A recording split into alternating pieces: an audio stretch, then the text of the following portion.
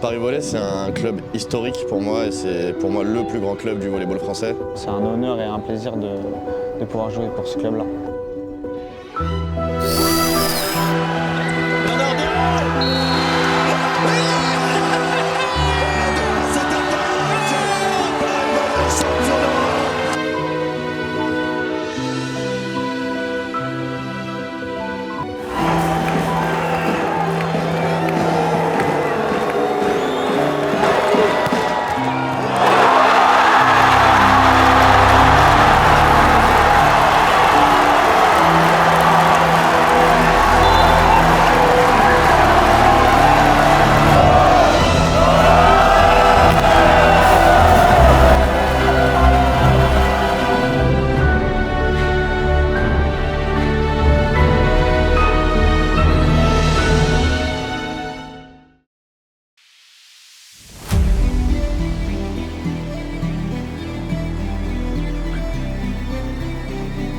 Mars 2026, pour la première fois, la finale de la Coupe de France de volley a lieu dans une salle digne de l'événement. L'Adidas Arena, 8000 personnes pour un duel entre Paris et Nice. Paris retrouve la finale de la Coupe pour la première fois depuis 2014. Une équipe jeune et ambitieuse ne fait aucun complexe vis-à-vis de l'événement.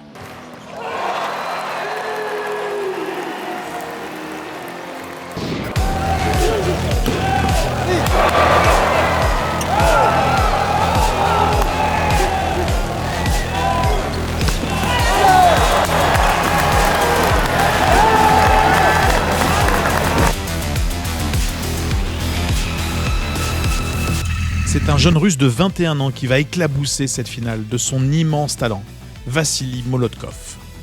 Le pointu parisien marque 33 points avec 51% de réussite. Le russe est décisif dans une fin de match fantastique.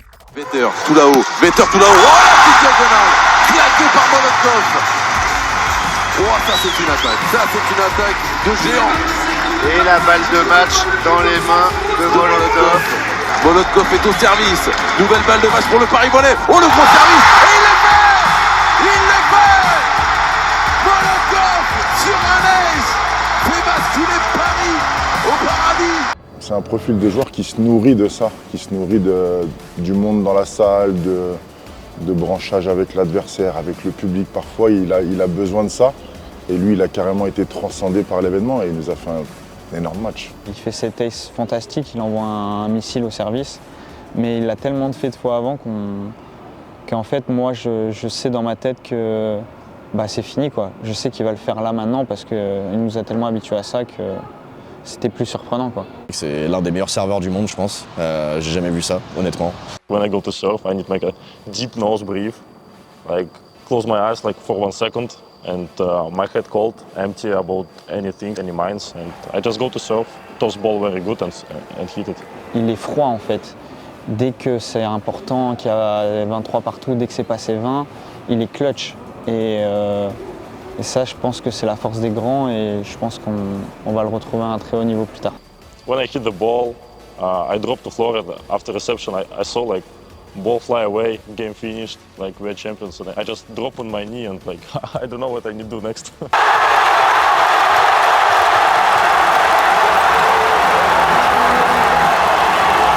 Pressure is a privilege. Like if you have a pressure, like it's time to grow up. Like if you pass that, so you'll be better. If you don't pass it, so you stay in the same level. C'est fantastique. C'est comme à la fin il y a François Huetz. C'est mon partenaire un peu, c'est mon ami dans la vie de tous les jours et on se prend dans les bras à la fin et je pense que c'est fort. C'est beaucoup d'émotions. Avec François, on a passé des nuits blanches à se prendre la tête après les matchs, à savoir ce qu'il fallait mieux faire, qu'est-ce qu'il fallait travailler mieux, qu'est-ce qu'on doit changer. Et du coup, on a beaucoup travaillé et à la finalité, avoir ce titre-là, c'était beaucoup d'émotions et beaucoup de joie. Paris Volley, 22 ans après la dernière, les Parisiens sont sacrés ici à l'Adidas Arena. C'est tout un groupe qui a été chercher ce titre.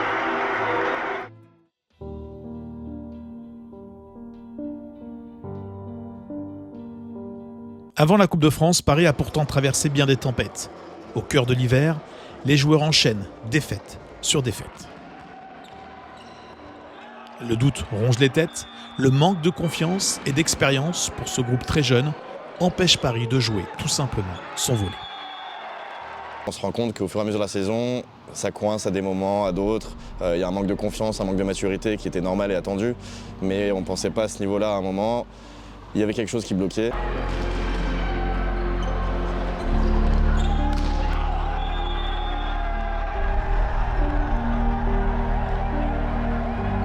Nice, Poitiers et bien d'autres s'imposent devant une équipe fragile dans son jeu et dans sa tête.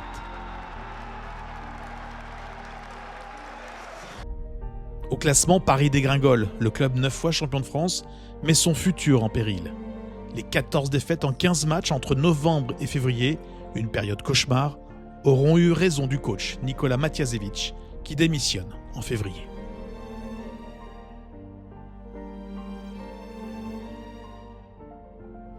Alors le club fait appel à un visage familier, Mauricio Paes, 4 fois champion de France avec Paris entre 2006 et 2009. Quand on me parle de moments négatifs et difficiles durant la saison, c'est quand on se battait pour atteindre la zone hors relégation.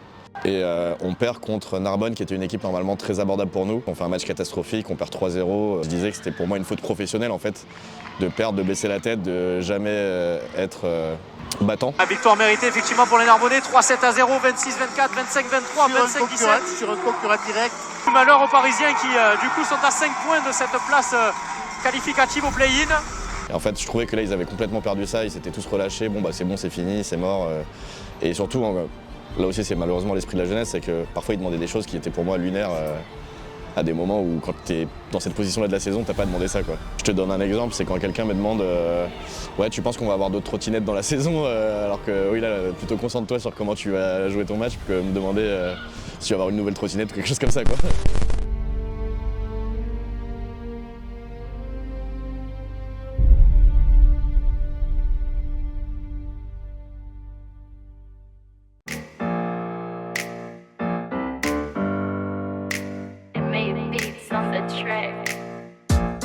Avec Mauricio Paes, le club parisien retrouve le sourire et goûte à nouveau au succès.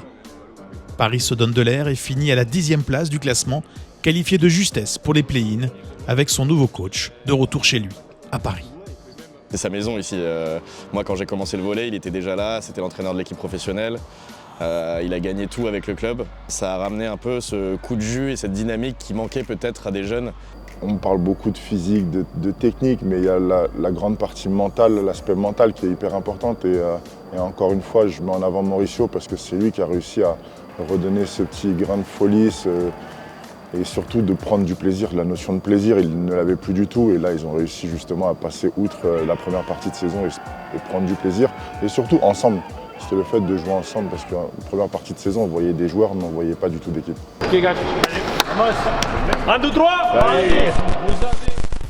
Après la blessure de son international néerlandais Tom Coops, Paris engage un joker médical, et pas des moindres, Mathis Hainaut, une des nouvelles pépites du volley français. Hainaut sort d'une grosse saison en Pologne en terminant parmi les meilleurs marqueurs du championnat polonais, l'un des plus relevés au monde.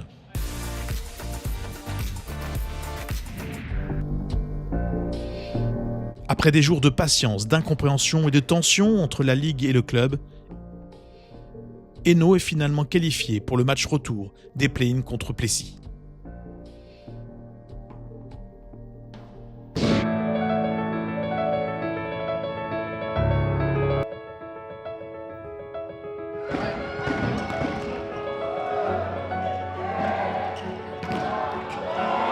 Avec Hainaut, Paris est métamorphosé.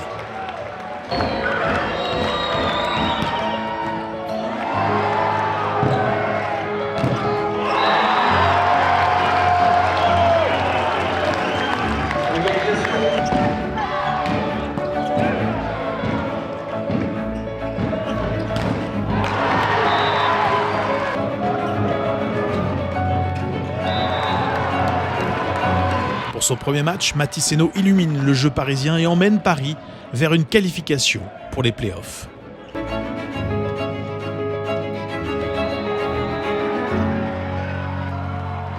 Paris, Matisse suit les traces de son père Hubert, 4 fois champion de France avec Paris au début des années 2000. T'as de quoi jouer peut-être un titre et t'éclater et faire un peu réécrire l'histoire, parce que ton père était déjà arrivé en joker médical. Et quand il était revenu en joker médical, on avait gagné le championnat. Alors tu as l'occasion de faire la même chose et tu pourras aller voir papa et lui dire regarde, j'ai fait comme toi. Et donc c'est un peu comme ça qu'on a réussi à la pâter et que lui a kiffé le projet. Donc on s'est dit ok, on tente le coup. Avec 21 points, Hainaut est MVP dès son premier match, validant le choix de Paris de le prendre pour la fin de saison comme joker. On se plaint que les internationaux français ne jouent pas dans le championnat de France. En fait, on nous met des bâtons dans les roues et ça, on n'a pas du tout kiffé, tout simplement. À tous les joueurs, on se bat.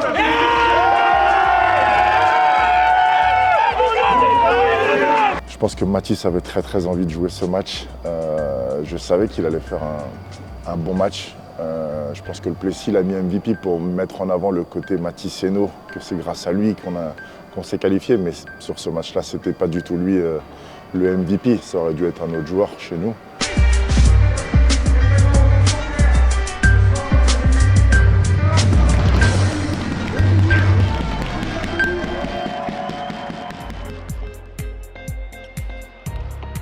Quelques jours plus tard, les Parisiens remettent déjà ça pour le match aller des quarts de finale contre Tours. Porté par un duo infernal, Molotkov-Hainaut, Paris s'impose 3-7-2 sur un ultime bloc de Matisse Hainaut.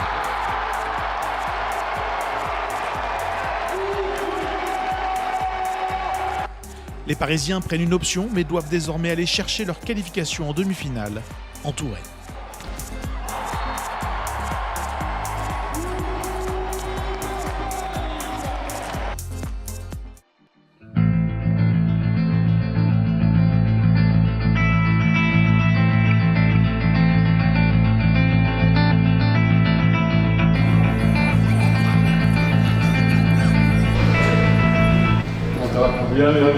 Faut y aller, hein. Ouais. Bienvenue à Tours. Bienvenue à Tours. Tu vois. Oh, je vais très bien. Super, bien de te voir.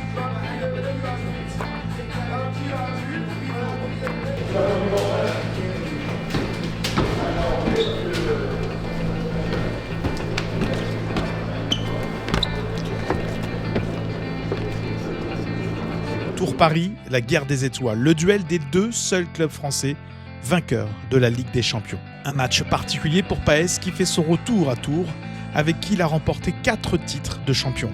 Le coach franco-brésilien va tenir un discours inspirant pour ces hommes.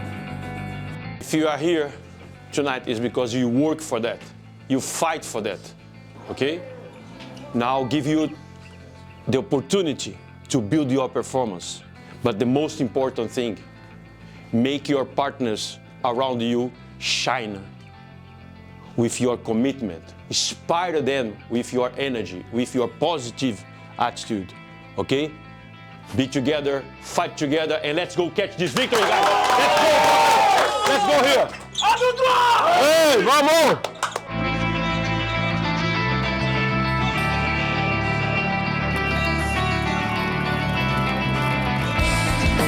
À Tours, Matisse Hainaut, qui a grandi pourtant ici lorsque son père y jouait, est accueilli fraîchement par le public du TVB.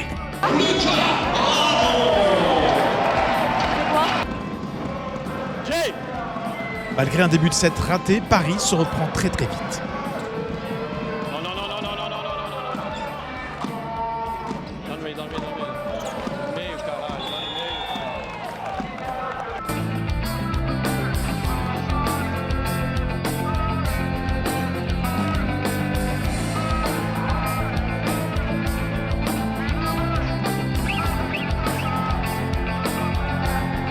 Tours, dos au mur, affronte une équipe parisienne agressive et présente en défense. Paris mène 2-7-0 et offre un volley tout en maîtrise. You need to understand that you need to make them play.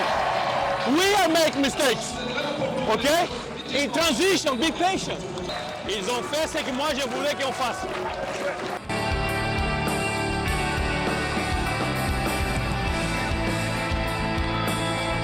Et là, tu fais un bon service, même pas besoin, tu vois. Parce qu'ils ont la trouille. Hein. Ouais. Mathys Henault, omniprésent et dans un très grand soir.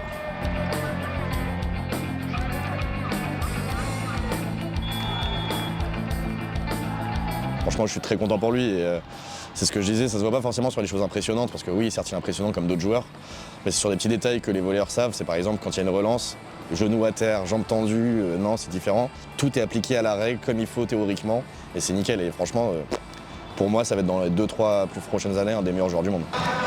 Axel, il va bloquer la balle. Bien droit, et on défend en diagonale. Après avoir été souvent dans la puissance et la vitesse, le réceptionneur attaquant de Paris se joue en finesse aussi du bloc défense tourangeau. Devant, largement dans le troisième set, Paris est à 1 point de balayer le champion en titre.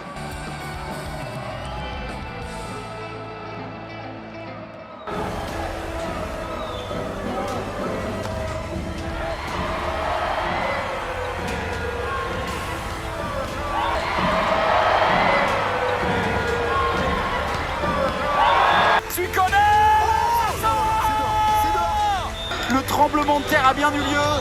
Paris s'est imposé sans véritablement trembler. Paris poursuit sa route. Tour est éliminé. Personne ne l'aurait imaginé. Le champion de France perd son titre et voit sa saison s'achever. C'est incroyable.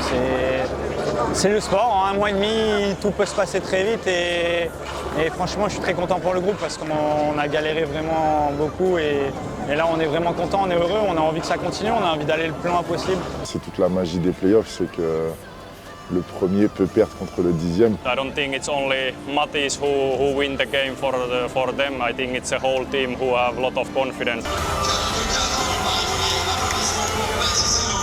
Mathys Henault, élu MVP de ce match. Alors évidemment, il y a quelques sifflets.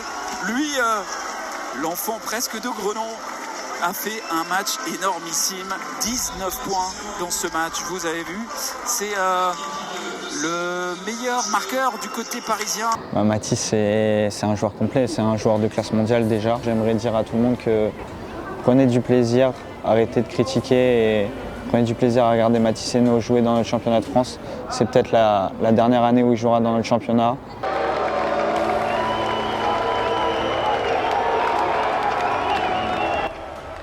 De là, le huer, je trouve ça honteux et exécrable parce que honnêtement, on est tous derrière la France, on est tous unis, on est tous le même pays.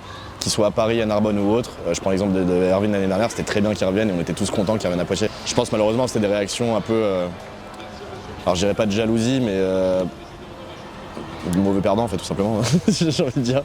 Il avait aussi envie de montrer que malgré tout ce qu'il avait pu se dire en avant-match, qu'il lui était bien présent et que ça lui passait au-dessus. On a fermé la bouche à tout le monde, bordel! C'est là, elle est bonne! Coach! On va mériter, hein, vous avez été meilleur. Ouais. Bravo, allez loin maintenant, allez le plus loin possible. Ouais. On va essayer. Hein.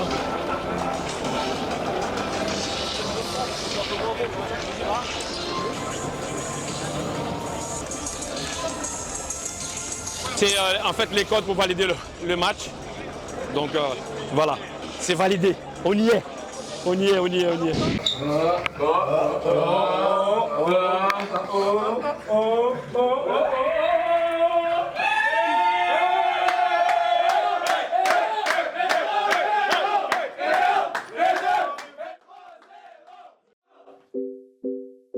Si Paris est passé de l'ombre à la lumière, il le doit en grande partie à son libéro, Jérémy Mouyel, le joueur le plus régulier de la saison, mais souvent dans l'ombre.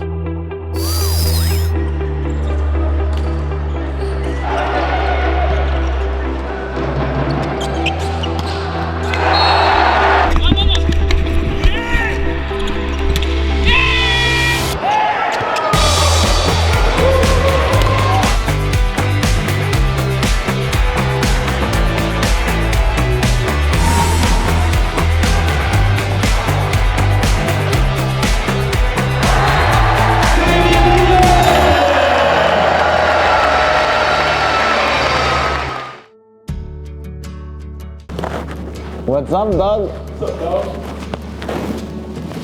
Ça va, Dani?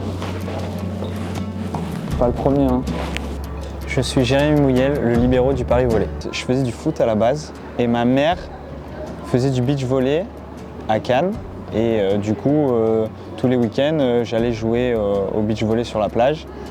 Et un jour, il y a un entraîneur de Cannes qui est venu me voir et qui m'a dit il faut que tu fasses du volley. J'ai essayé, je me suis mis au volley, j'ai arrêté le foot et il m'a mis direct au poste de libéro. Et je crois que c'est sorti après, à peu près à ce moment-là, le poste de libéro. Un bon libéro, c'est être bien placé au bon moment aussi, sur les défenses, sur des moments importants. Et surtout d'essayer de mettre de la vie dans le groupe.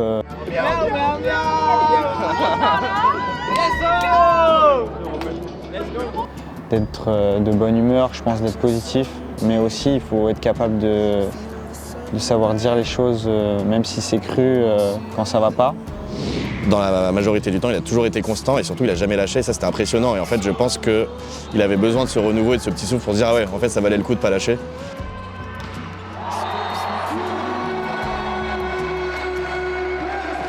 Ces chaussures porte-bonheur. Ouais, c'est chaussures que je veux pas changer. Superstition. Tant que ça gagne, on change pas. C'est une grosse journée, après on est tous entre nous et en fait on fait vidéo là maintenant. Après on a entraînement. Après on a un petit stack entre l'entraînement et la muscu. Et après il y a les kinés qui viennent, on va faire tout ce qui est récupération, bain froid. Et après petit barbecue tous ensemble. C'est ma petite canne à pêche. C'est pour se masser les points un peu sensibles au dos, comme je peux pas l'atteindre moi tout seul. C'est mon ancien préparateur physique à Cannes qui me l'avait donné, qui m'avait montré comment m'en servir. Et franchement, ça fait du bien, surtout le matin. Pourquoi tu kiffes le matin, on va forcément. On va être un peu en retard là, pour la vidéo. Là. Chut. Don't say bullshit. Okay? The most important is about the serve. So now is be more patient here. Follow him, 6-1. Be patient, don't jump. Here is weight position. Okay? Jérémy, quand ça a été dur, c'est lui qui était au niveau. Il n'y a que lui qui a été au niveau dans cette première partie de saison. On va dire qu'il a été à son niveau régulièrement. Il a tenu un petit peu l'équipe par sa précision en réception. C'est vraiment un des meilleurs réceptionneurs de championnat.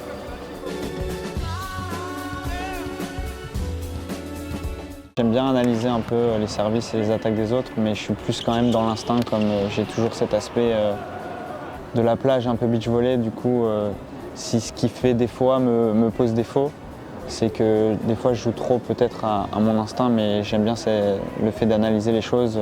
C'est un travail intéressant, je trouve.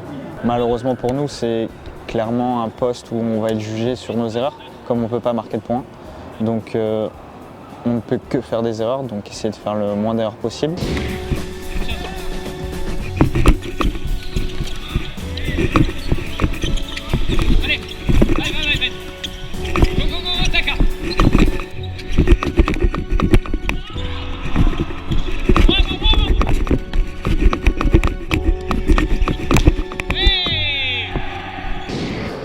After, have an ice bath and a physio. 1, 2, 3! Allez.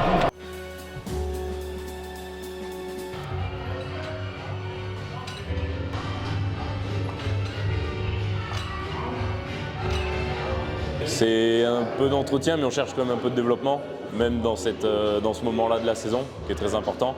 Mais voilà, pour garder une stimulation tout au long de la saison, sans trop induire de fatigue, vu qu'on est dans une période qui nécessite beaucoup de fraîcheur. À 72 heures de la première manche de la demi-finale contre Poitiers, moment de détente instauré par le coach autour d'un barbecue. L'occasion pour Jérémy Mouyel de se faire battre aux cartes par son meilleur ami, François Huetz. Oh la chatte. 8-3, 9-3. Plus 70. J'avais que des jeux de malade. Moins bon jeu, c'était 6. Tu vas rembourser mon pari,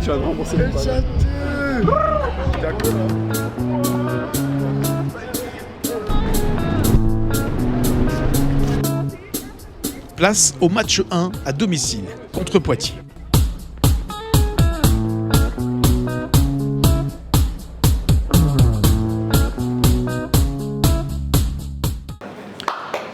This is the time that we show we are a real team, okay? We show that our strongness is our team spirit. This is the time that every day, guys, you build your commitment to each other, to our goals, to our ambition. Let's go together win this game, okay? Let's go, Borussia Paes a mis un peu plus que d'habitude l'accent sur l'esprit d'équipe, car Paris va devoir faire sans son meilleur joueur. Vassili Molotkov, le pointu, est malade, cloué au lit avec une forte fièvre. C'est donc l'heure de son remplaçant, le japonais Keihan Takahashi, de faire oublier Molotkov. Il va nous manquer, évidemment, mais il faut que par le biais du travail collectif, par rapport à l'abnégation, par rapport à la détermination, on arrive à passer outre ça et oublier qu'il n'est pas là. Il y a des qualités, mais bon, il n'a jamais été confronté à une telle situation dans sa carrière. Takahashi, qui n'a pas beaucoup joué cette saison, rate son début de match. Tout l'inverse de Poitiers qui s'appuie sur sa pépite, Thomas Pujol. Sans Molotkov, le pari volé est désorganisé et tombe dans l'imprécision et le doute.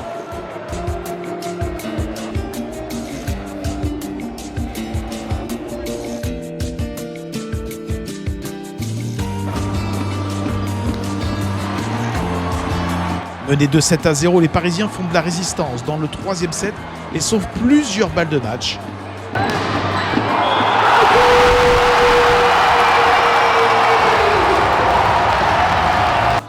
Espoir de courte durée, Poitiers bat les Paris 3-7-0. C'est terminé, victoire d'Ibrahima Stade Poitvin, 25-22, 25-21, 26-24.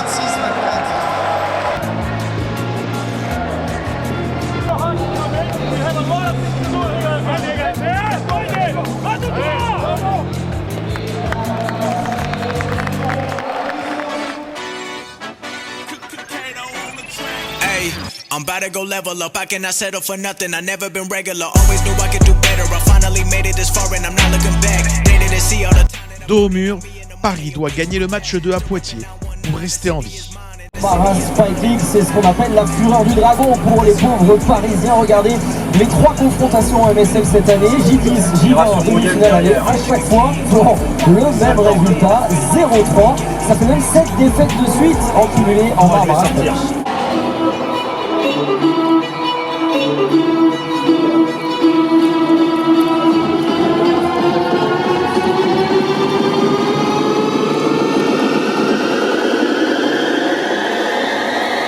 Tonight knows to play volleyball. You, the other guys in the other team, okay?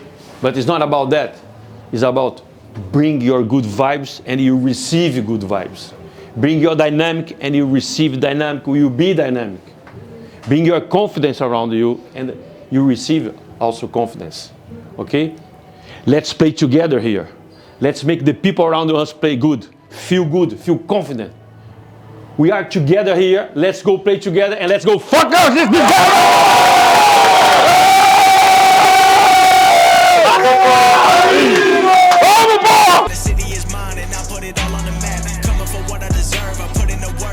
Pour ce match 2, Paris récupère son meilleur scoreur, Vassili Molotkov, et tous ses espoirs.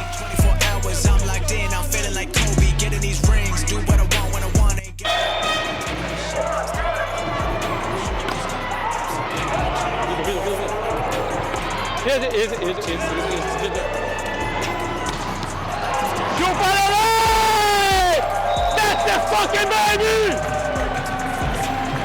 Playing too much middle pipe, and you need to reduce that for being more present in the wings. Le Paris Volley lance son match parfaitement, menant facilement 2-7-0. Avec Molotkov de retour, le groupe parisien a retrouvé son énergie et sa force offensive et défensive.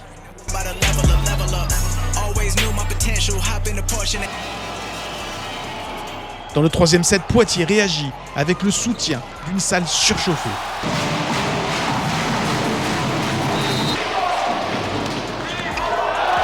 Paris lâche le 3e set et commence à prendre l'eau en réception. L'énervement gagne les esprits du groupe de Mauricio Paes. La première chose, c'est arrêter de s'y prendre la tête. Jouer au volley. Profiter du moment, ok? Poitiers raccroche totalement à 2 sets partout. Capitaine. Ce qui fait que Poitiers est revenu, c'est le libéro Pachi, qui a essayé de trouver c'est toute la filiale un peu argentine, tu vois, un peu qui va brancher, qui va parler à l'arbitre. Ça se passe bien, il se retourne, il dit pas trop. Oui, mais là, c'est pas excessif, faut quand même pas exagérer non plus. Ok? D'accord, c'est bon? Merci. Allez, on se passe. On continue le match. Il fait exprès. C'est connu depuis qu'il est arrivé en France. Je pense que c'est lui le déclic du côté de Poitiers. Je pense que nous, on a beaucoup moins bien joué, surtout au niveau du service, en récep aussi, où on a pas mal pris l'eau.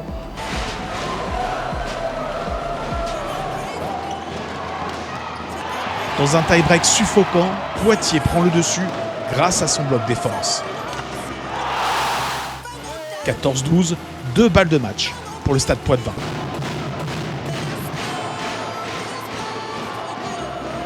Molotkov sauve la première balle de match et se retrouve au service à 14-13, un scénario qui rappelle la finale de la Coupe de France. Block defense, guys. Block defense. Ok? Ambiance de feu, Molotkov. Attention, il est capable. Hein. Ouais, un ace, mais il peut aussi la mettre dehors. Ils en ont fait beaucoup d'erreurs au service. Oh, qu'est-ce qu'il vient d'envoyer? Corain qui renverse. Et attention, il va falloir défendre là pour le Stade Poitvin. Massimino est incroyable. Chaboisson pour Corain. Oh là là, c'est défendu encore. Molotkov. Oh là. C'est pas fini, Corain.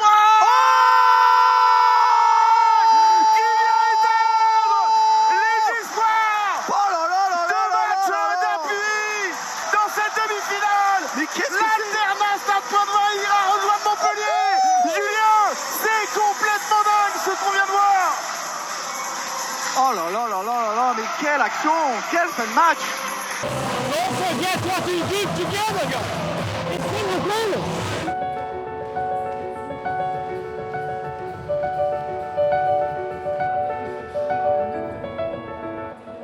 Ils ont tout donné et tu sentais qu'à la fin, il y avait beaucoup de déception, beaucoup de frustration, mais en même temps fier, je pense, du parcours. Je sais par quoi ils sont passés. Personne n'a voulu abandonner, ce qui est possible pourtant dans une saison où tu te dis que il va rien se passer cette année.